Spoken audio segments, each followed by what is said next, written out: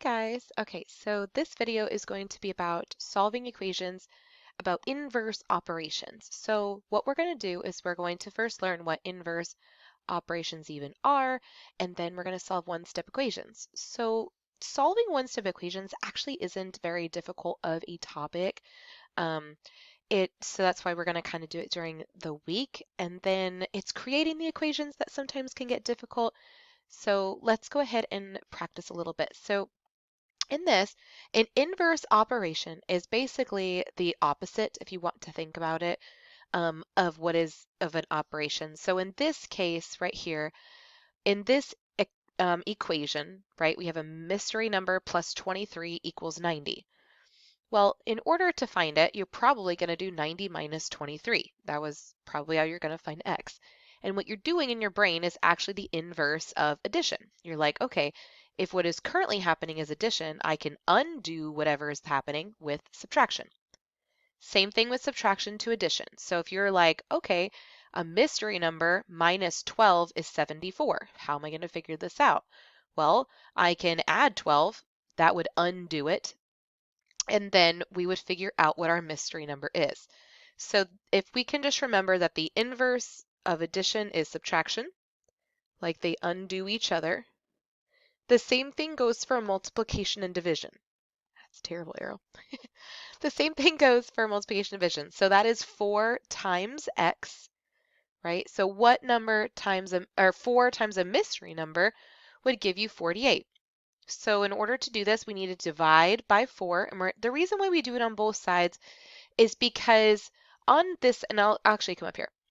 Up here, we have this expression. We have an equal sign is like a scale. So the reason we have to do it to both sides is because an equation or an equal sign must always equal. All right. It's almost like if you had a guy named Dave over here and a woman named Jan over here. You, if they equal, if they're supposed to have the same amount of muffins, I can't just take Jan's muffins. Okay, I gotta take them from. I forgot his name already. You can't. You have to take them from both sides. That is how a scale works. An equal sign means they're equal. Okay.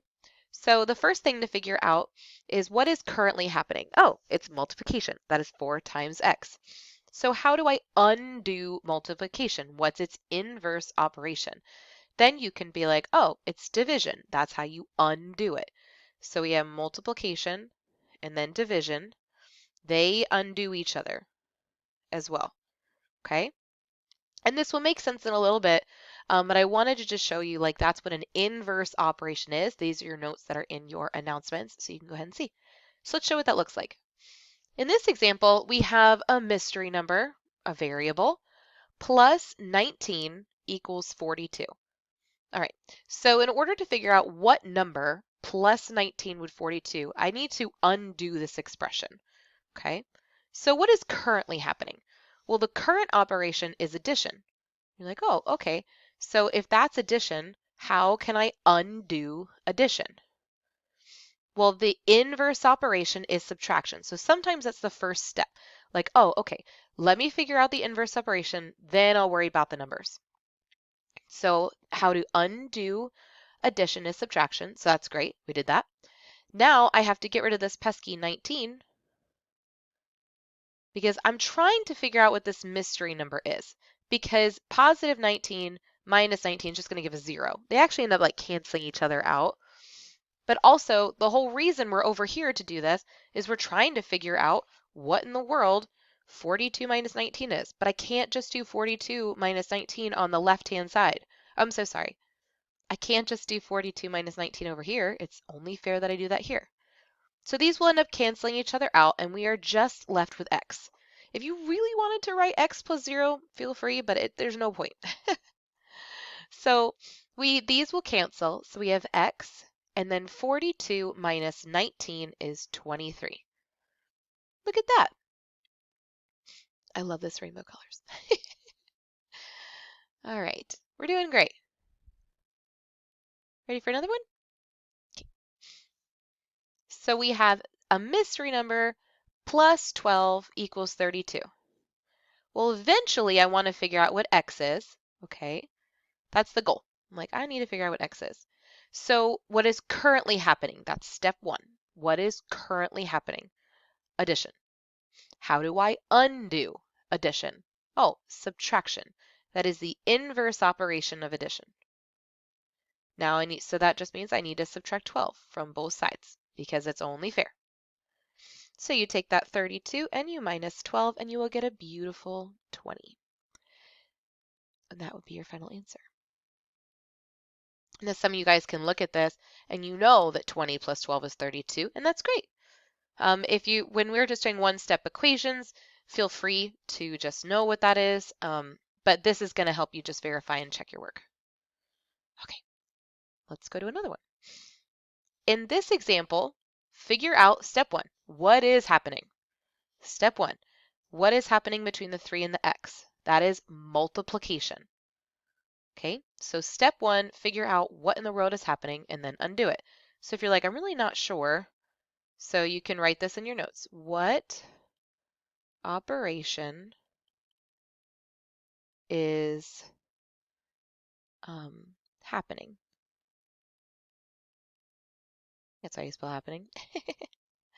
2, undo it. Undo it using inverse operation. Okay, so now we have our cute 2 little steps. What is currently happening? Multiplication. How do I undo multiplication? Well, division. Perfect.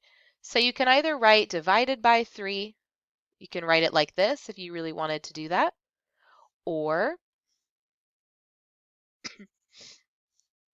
we like fraction bars, they mean division. So I'm going to divide by 3 that way. So these are going to end up canceling, and we finally get x by itself. 12 divided by 3 is 4. So you figure out what the mystery number is. All right, we have another one. Actually, let's do this one. 4x equals negative 48. So step 1, what is currently happening? Multiplication. That is when you have a coefficient and a variable right next to each other, they are being multiplied. So this is currently 4 times a variable. So in order to undo multiplication, I need to divide. Now, we have to be real careful because we can't just do 48 divided by 4 because it's not just 12, okay? We have a negative divided by a positive. So we also have to know our integer rules. So when the signs don't match, that is a negative result. So your answer, you have to make sure it is negative 12. And if you want to triple check, like if you're really unsure of your integer rules, then you are more than welcome to use a calculator. You just want to make sure that you check. You got to be careful of these negatives and positives. All right, so we're going to get real fancy, and I'm going to do 2 on the same page. Wild. All right, it's the same thing. I know you guys see fractions and you start freaking out. Absolutely not. No need to freak out because a fraction bar is just the division symbol. That's all it is. It's just division, okay? All right, so we're not afraid of division. So this is a variable divided by 3 equals 8. So what is currently happening here? Division. How do I undo division? With multiplication. Pretty simple. So I'm going to multiply 3 to both sides. So this will be x. And then we have 8 times 3, which is 24. Super cool, right? We're doing great. All right, what is happening over here? Division, because that's a fraction bar. So how do I undo division? Oh, I'm going to multiply. Oh, what in the world am I multiplying? Oh, the number that's with your variable. So that's a 5. So I just multiply both sides by 5. So x is going to be 100. We're doing great. See, it's not too bad. Now I'm going to show you something that's probably going to freak everyone out, and we've got this. It's just been a while since we've done something like this, okay? Here you go. This is a fraction. However, it's actually not division. So I want you to think of 2/3 as its own little thing, okay? 2/3 is actually being multiplied to the x. So I know fraction bars mean division, but in this case, that is just a fraction. Okay, so we have this fraction that is being multiplied to the x. So the current operation here is actually multiplication. So we have to use division to undo this. Well, what am I dividing? I'm dividing 2/3. That is what I need to do. Now, it's been a really long time since we've divided fractions, so we're going to do a real quick review of it. So the first thing I'm going to do is make them both fractions. So now 8's a fraction. And now we have keep, change, flip. Okay, so we have keep 8/1, change division to multiplication, flip. All right, 8 times 3 is 24. 1 times 2 is 2. And then 24 divided by 2 is 12. So your x is going to equal 12. Now, if this is confusing, you might need to review dividing fractions, but this is the new thing that we are learning, which is this fraction being multiplied to a variable. And how do I get rid of it? How do I get that variable by itself to figure out this mystery number? Okay. And if you, another way we can check our work is plug 12 in to here. So if you did 2/3 times 12, you will get 8. So for the sake of time, we're going to go ahead and just do this, but I wanted you guys to see these. There is another video that is coming right behind this that we're actually going to do word problems where you're not only going to create the equation, but you're going to solve it.